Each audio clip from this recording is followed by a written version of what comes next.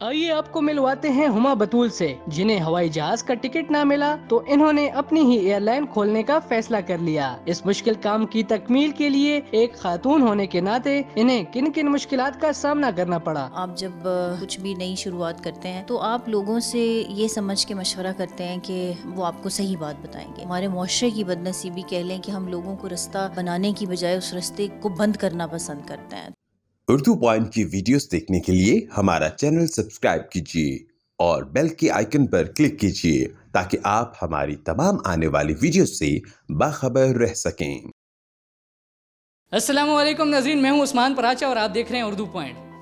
आपको मिलवाते हैं पाकिस्तान की एक ऐसी खातून से जिन्हें हवाई जहाज़ का टिकट नहीं मिला तो उन्होंने अपनी ही एयरलाइन बनाने का फ़ैसला कर लिया। हमारे साथ मौजूद हैं मिस हुमा बतूल, जो कि पाकिस्तानी एक निजी एयरलाइन की सरबराह बनने जा रही हैं और वो खातून भी हैं और उन्होंने ये काम शुरू किया है। तो आइए उनसे जानते हैं ये स्टोरी क्या है। ज़िंदगी में कुछ लम्हात ऐसे होते हैं कि वो एक बड़े तवील सफ़र को जन्म देते हैं। तो मेरे साथ भी कुछ ऐसा ही हुआ कि मैं इस्लामाबाद आना था मुझे कराची से, तो मुझे टिकट नहीं मिल रहा था और बड़ी मुश्किल से मैं टिकट मैनेज करके बहरहाल पहुंच गई यहाँ पे। और जब मैं रास्ते में थी, सफ़र में थी, तो मैंने अपने आप से एक कमिटमेंट की कि अगर मैं अपने आप को समझती हूँ कि हमारे लिए जो मतलब पाकिस्तानी आम आवाम को अगर इतनी मुश्किलात उठानी पड़ सकती हैं तो वाई नॉट कि मैं कुछ ऐसा करूँ कि वो मेरी कौम के लिए और मेरी कौम के लोगों के लिए फ़ायदेमंद हो। तो इसलिए मैंने ये फ़ैसला किया कि मैं एक एयरलाइन स्टार्ट करूँगी ऐसी जिसमें हम पैसेंजर्स को कम से कम इस तकलीफ़ और मुश्किल से बचाने की कोशिश ज़रूर करेंगे और इंशाल्लाह वो कामयाब भी होंगे। जब हमारे ऑपरेशन स्टार्ट होंगे तो फिर आप देखते रहिए साथ साथ। तो ये टिकट ना मिलना मतलब आपने कोई ऐसा भी फिर रखा है कि फ्री टिकट्स आप देना चाहेंगी? जी, फ्री टिकट्स तो बिल्कुल होंगी। कुछ ना कुछ इंसेंटिव्स हैं ऐसे हमारे पैसेंजर्स के लिए और वो हमारे कुछ ट्रेड सीक्रेट भी होते हैं।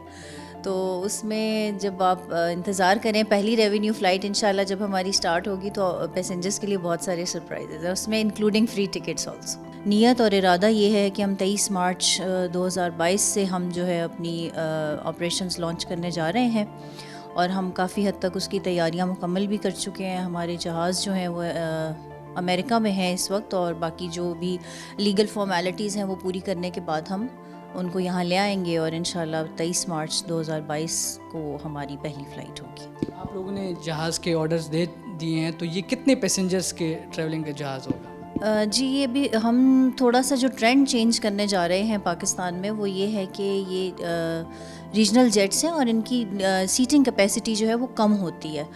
तो उसके पीछे और बहुत सारा एक मतलब ऑपरेशनल लिंक है जो इस वक्त एक्सप्लेन करना या आम पैसेंजर के लिए उसको समझना मुश्किल होता है, लेकिन ये थोड़ी सीट्स होती हैं इसमें, तो उनको उनकी फ्रीक्वेंसी ऑफ फ़्लाइट्स भी हम ज़्यादा कर सकते हैं इस लिहाज से, और उन सीट्स में सीट फैक्टर को अच्छा रखना भी एयरलाइन के लिए बड़ी आसानी से मुमकिन होता है। ये जो एयरलाइन है ये जस्ट इंटरसिटी है या आउट कंट्री भी ये जाएंगी?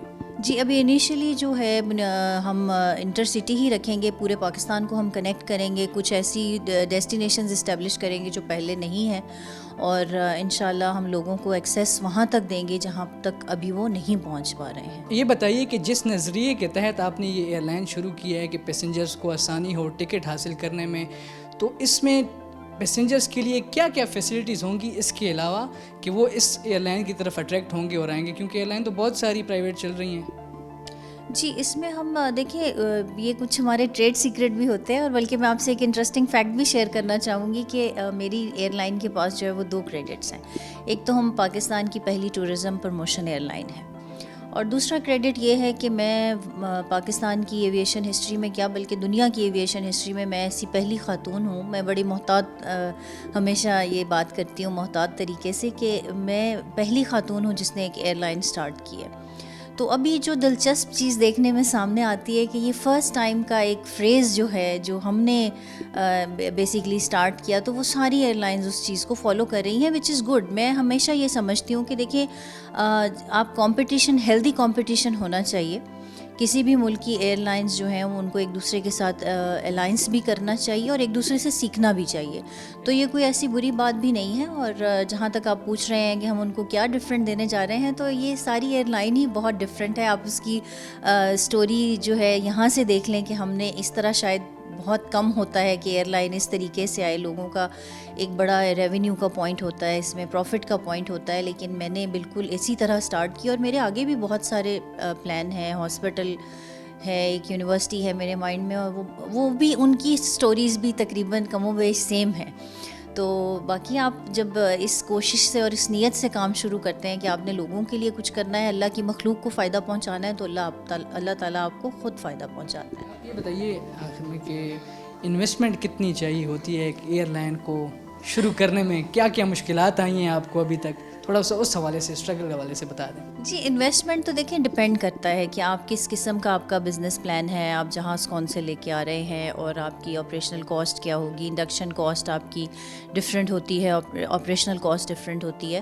تو یہ ڈپینڈ کرتا ہے کہ آپ کتنے فلیٹ سے اسٹارٹ کرنے جا رہے ہیں. تو مشکلات میں بیسکلی سب سے بڑی بات ہمیشہ میں یہ کہتی ہوں کہ آپ کو ایک اچھی ٹیم کا ملنا, اور دوسرا آپ جب نئے سفر پہ شروع کرتے ہیں, نیا کچھ بھی نئی شروعات کرتے ہیں, تو آپ لوگوں سے یہ سمجھ کے مشورہ کرتے ہیں کہ وہ آپ کو صحیح بات بتائیں گے. لیکن یہ ہمارے ملک کی بد نصیبی کہہ لیں یا ہمارے معاشرے کی بد نصیبی کہہ لیں کہ ہم لوگوں کے لیے رستہ بنانے کی بجائے اس رستے کو بند کرنا پسند کرتے ہیں. تو ہمارے ساتھ بھی, میرے ساتھ اسپیشلی یہ چیلنج مجھے بہت فیس کرنا پڑا, ابھی بھی کرنا پڑتا ہے کہ آپ مت آئیں اس بزنس میں, یہ آپ کا فلاپ ہو جائے گا, آپ لوگ نہیں کر پائیں گے, یہ بڑا مشکل ہے, آپ کا ایویشن بیک گراؤنڈ نہیں ہے. تو میں ہمیشہ اس پہ, مجھے فیتھ ہے اللہ تعالیٰ پہ اور اپنی کمٹمنٹ پہ.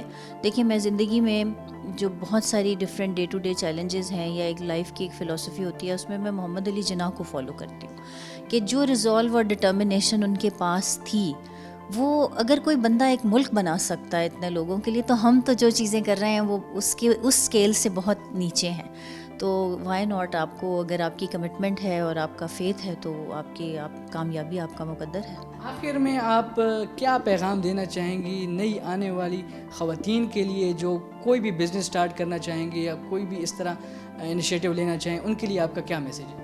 جی, میں خواتین اور مردوں کو دونوں کو پیغام دینا چاہوں گی. خواتین کے لیے تو یہ ہے کہ دیکھیں, آپ کو اللہ تعالیٰ نے ہر صلاحیت دی ہوئی ہے, اور بے شک معاشرے میں مرد کی برتری ہے, میں اس بات کی بڑی قائل ہوں کہ آپ برابری اس لحاظ سے نہیں کر سکتے. جو ہمارے دین کی اور معاشرے کی ایک روایت ہے, اس سے آپ ہٹ کے اور کٹ کے نہیں چل سکتے. وہ آپ کو اس کو ہی فالو کرنا چاہیے, لیکن اسی سرکل میں رہتے ہوئے آپ اپنے لیے بہت کچھ کر سکتی ہیں, آپ اپنے والدین کے لیے بہت کچھ کر سکتی ہیں, آپ اپنے بچوں کے لیے کرتی ہیں. بلکہ یہ روایت ہے معاشرے کی کہ عورت شوہر کے لیے, باپ کے لیے, بھائی کے لیے, بیٹوں کے لیے بہت کچھ کرتی ہے, لیکن اپنے لیے کیا کرتی ہے, یہ بھی ایک ضروری پہلو ہے زندگی کا. اور مردوں کو میں یہ پیغام دینا چاہوں گی, بلکہ اوور آل سارے معاشرے کو, خاص طور پہ پاکستان جیسا ملک ہے, کہ دیکھیے ویمن ایمپاورمنٹ کا مقصد صرف یہ نہیں ہوتا کہ آپ جابس جنریٹ کریں اور آپ خواتین کو جو ہے ایک مالی خود مختاری دے دیں. آپ ان کے لیے ماحول ایسا بنائیں کہ وہ اپنے آپ کو محفوظ تصور کریں.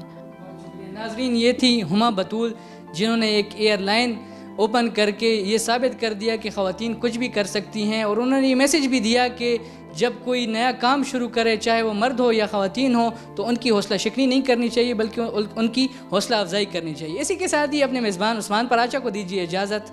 اللہ حافظ.